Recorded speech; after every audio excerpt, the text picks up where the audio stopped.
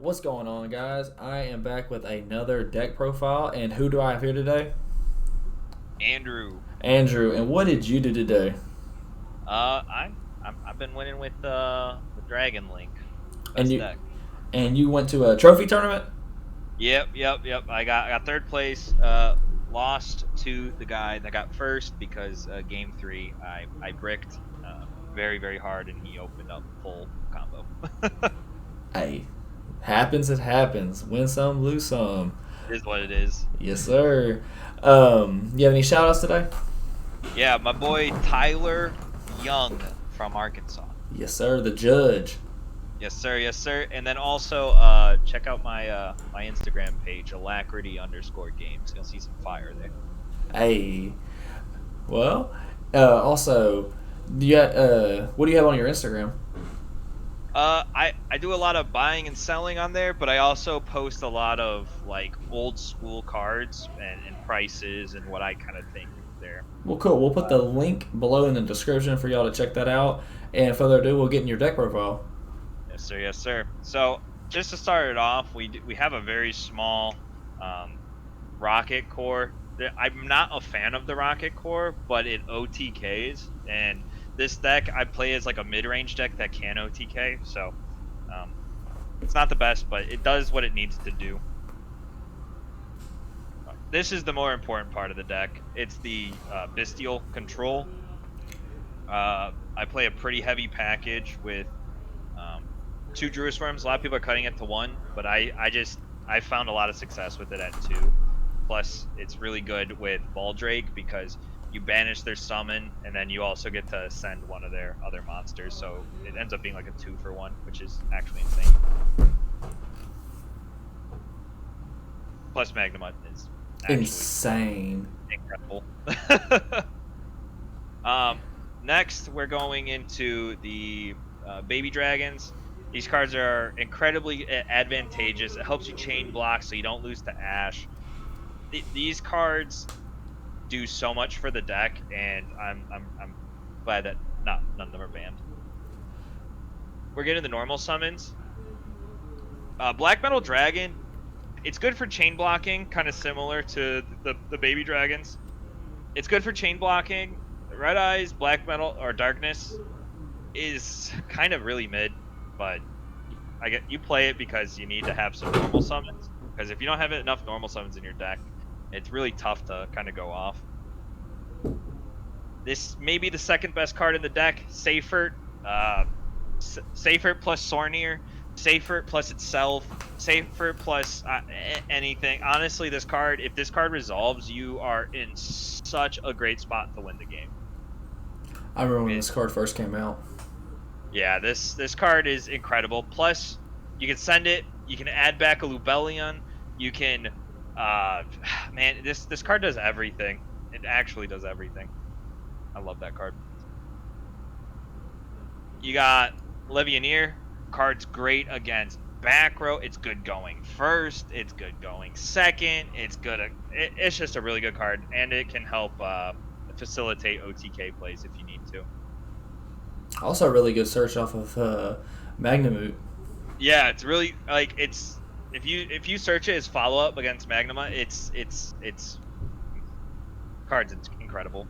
I don't really summon it too often, but when I do, it's pretty impactful.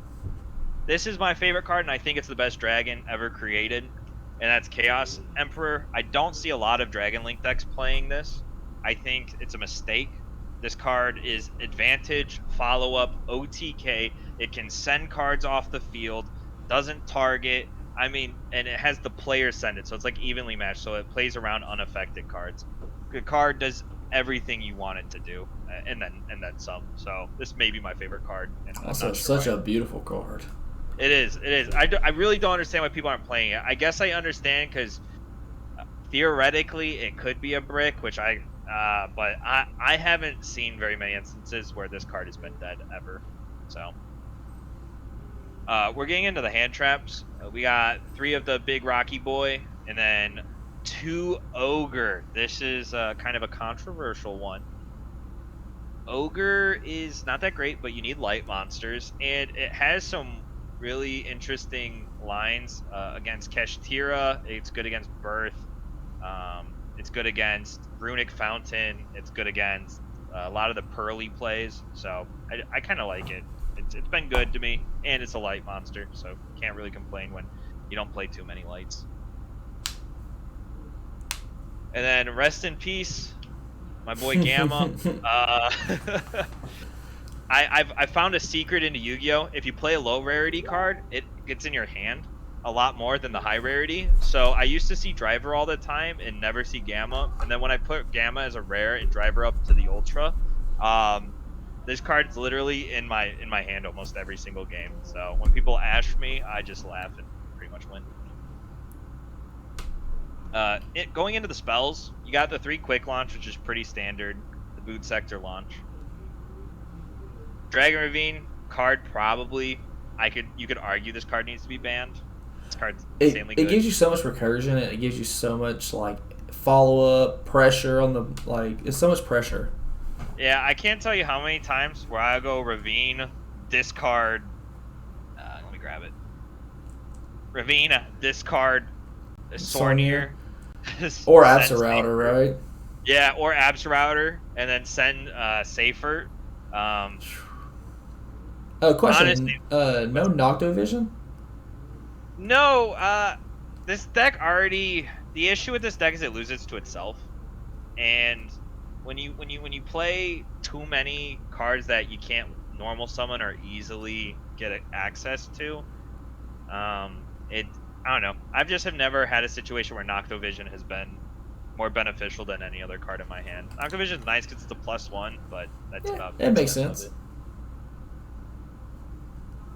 And then you got 3 Chaos Space. This card's probably going to get limited or banned or something because this card's incredibly strong and probably deserves that. It's at that power level. Draw, search, does everything. Incredibly powerful card. You got both the branded spells. We were talking about this. Regained is incredibly powerful. Draw, special summon, bring back Dispatter. Bring back Magnamut, bring back Druid Swarm. I mean, you name it, it brings it back. And then Branded Beast is nice because it outs a lot of really weird things that Dragon Link normally can't out, so it can hit back row and everything. And it's crazy. It's literally like a heat soul for you. Yeah. Without paying 1,000. Yeah. All the brand or the Bystial cards are such a nice addition to Dragon Link, which is why I think they're probably a lot better than people are giving them credit for. I mean, that's facts. Triple Imperm to round out your hand traps. Imperm's wonderful. And then to the extra deck, you got Time Wizard, most broken card in the game. You got a pretty standard lineup, and I played 2 spheres instead of 3. Especially with Kerchner now, kind of not doing as much. I think 2 is the right call. I mean, yeah, because the only time they're ever going to rip out of your extra decks if you like droll them, bash them, ogre them, nib them, a bunch of things. Yeah, and plus, all you need is 1. I very rarely do I even go into the second one. It just kind of depends if it's like a super grindy game. Yeah. You got Dark and IP as your Link 2s. Yeah. Honestly, you don't really go into either of them too often. Dark, you probably go into more just because you can search Metal Baby Dragon or whatever, the Black Metal Dragon. You got Triple Burst cards, insanely good. Unicorn, I've actually been going into this a lot more recently. This card could probably be taken out. I am not a fan of it. I don't like it. It's not very good. I've gone into maybe a total of 1 time in 100 games or 100 matches. So it's good against like skill drain, I guess. Big boss monster, OTK, board clearer. It does everything you want it to and then some more. And most people don't even know that it can't be destroyed. So, card's insanely good. I remember when that card came out and people were thinking it was going to like just break the game. Yeah, it's not quite that good, but it's on a power scale, I'd say similar to like Avramax. Yeah, like in a rogue matchup, yeah, they're going to have a big problem. Yeah, exactly. And actually, not a lot of decks can out Boral and Dragon. At least not conveniently. There's outs, but it requires a lot of things to happen. You got Borreload, this patter, what a house of a card. This card is insanely good. It can negate monster effects, which you don't have too many. It's hard to get to like negate Nib in hand. This is one of those cards that can do it. And you can just special summon your Safer that you banish back for follow-up for the following turns. Chaos Angel. Not a lot of decks have an out to a Towers, and there's a reason why this card's like $70 right now. Card's really good. And then the only non-dragon, non-dark monster is Baron de Fleur. I actually go into Baron significantly more than I go into Access Code. Baron's really good against like rogue matchups, especially like Labyrinth and whatnot. Card's just good in a lot of different rogue matchups, and like weird board states too. It's really good at. Plus, it can summon back your Magnemite. Side deck, you got Raiden. You don't see him too much, but he's good discard against or discard for Chaos Base. Droll and Lock, good against Sprite, good against Runic, good against. It's just good against a lot of different things. It's okay, but it's there. I got a lot of back row decks in my locals, so I play 2 Lightning Storm. This could be anything. Dark Ruler No More doesn't actually come in ever. 3 Evenly Matched, 3 D Barrier, just kind of generic stuff. And then there's a very well-known slow player at my locals, so I play the Scarlight Red Dragon Archfiend. It's very good. I hate losing in time. I'm an old school player, so I'm used to having 5 turns in time, not this same phase BS. I wish they'd change it so bad. I wish they would change at least to the end of the turn. Give me something to play with. Facts.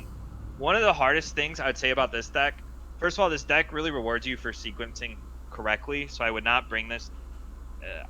Until you get about 100 matches in, I probably wouldn't bring this to any big event, just because if you sequence incorrectly, you're going to be a buy. And secondly, the side decking patterns are really hard because you can only take out so much without ruining your engine. And I play a very intense Bystial lineup, so the deck's already has some consistency issues unless your opponent's playing a lighter dark deck. Yeah. So those are my only concerns with the deck. Other than that, I think the deck's actually insane. It's probably the deck to beat. Yeah, I think this deck is crazy. Taking 3 spots out of top 8 in Houston, taking a few spots at another top 8 in another regional up north. Yeah. I mean, this deck, it's going to be pretty scary, this format. I think in every new format, Dragon Link always comes like in the beginning. Starts to die out towards the end because people find the best deck. But this is definitely a good option. Yeah, as long as decks like Labyrinth or the branded deck, as long as those decks are the best decks, this deck will always be a contender. Yeah, I think the deck only really dies to like really bad matchup is just Cash, and it's like they have to have the shifter. Exactly. I went 18-2 in the last couple of weeks with this deck. My losses are to exactly Droll plus a Rise Heart. So can't really win, or not Droll. Shifter plus a Rise Heart. You really can't win that one. And then I lost to Bricking game 3. My opponent having Ash. I just didn't have any follow up, so it's kind of tough. Well, my man Andrew, congrats on 3rd place with that beautiful. It's the Red Eyes trophy, right? Yes, sir. Yes, sir. Hey, need that Dark Magician Girl trophy next. I'm gonna be getting that one next time. I feel it, man. I appreciate it, Andrew, and I'll catch you next time. Yes, sir. Peace. Make sure to subscribe. Hey.